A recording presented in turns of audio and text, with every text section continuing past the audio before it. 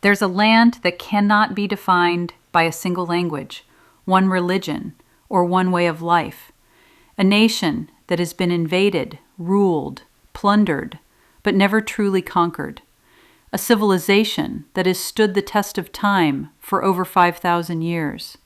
This land is not just a country.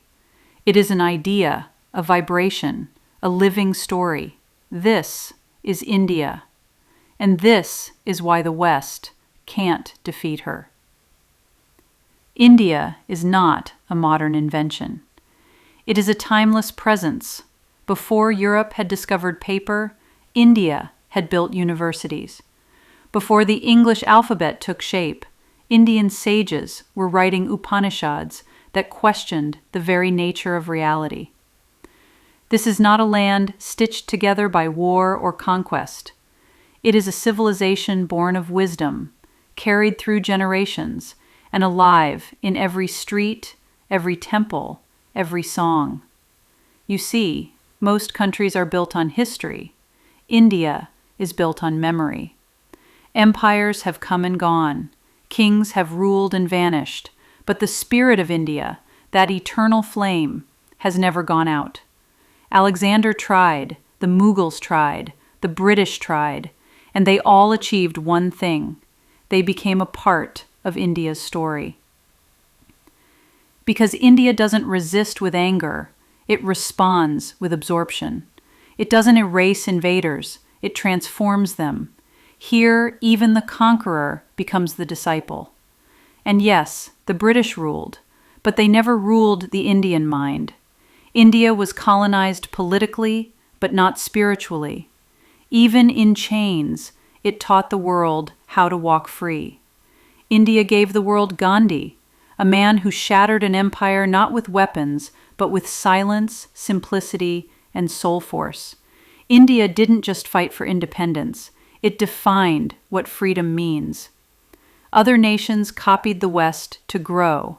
India looked inward to remember, and that memory is powerful.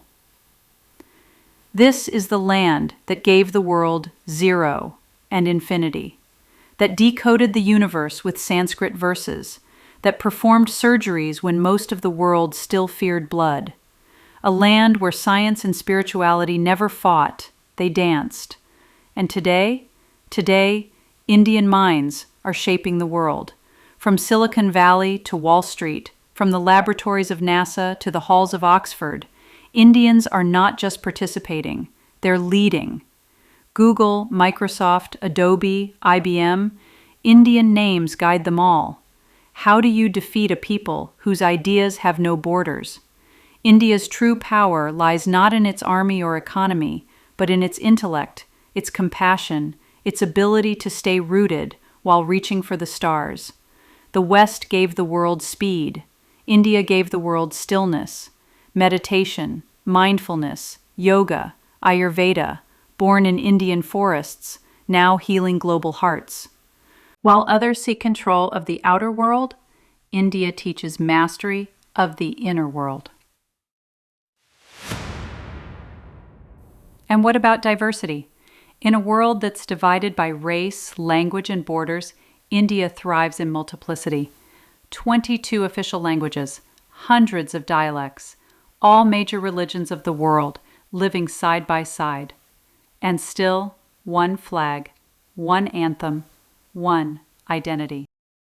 Where else can a Tamil atheist, a Rajasthani Jain, a Punjabi Sikh, a Bengali Hindu, and a Kashmiri Muslim all call themselves the same name?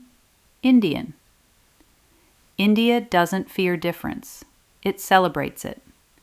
Here, diversity is not a challenge. It's our DNA. Unity is not enforced. It's understood. To the outsider, India may look like chaos, but it's not chaos. It's rhythm. It's a billion people breathing in sync, dancing to a music that the West may not hear, but the soul can feel. Elections with hundreds of millions voting, festivals with millions on the streets, cities that never sleep, and villages that never stop dreaming. And through it all, progress. India rises, not despite the chaos, but because of it. It embraces contradiction and turns it into creativity. Every time the world predicts India's fall, India rises higher. After partition, after poverty, after wars and disasters, she stands up again and again, with a smile, with grace, because her roots run too deep to be shaken. The truth is, the West doesn't understand how India works, but that's okay. India isn't trying to be understood. It's trying to be authentic, ancient, alive. And today, the same West that once ruled her now needs her. For markets, for minds, for meaning. India is no longer the silent student. She is the voice of the future. Soft power, spiritual strength, scientific vision.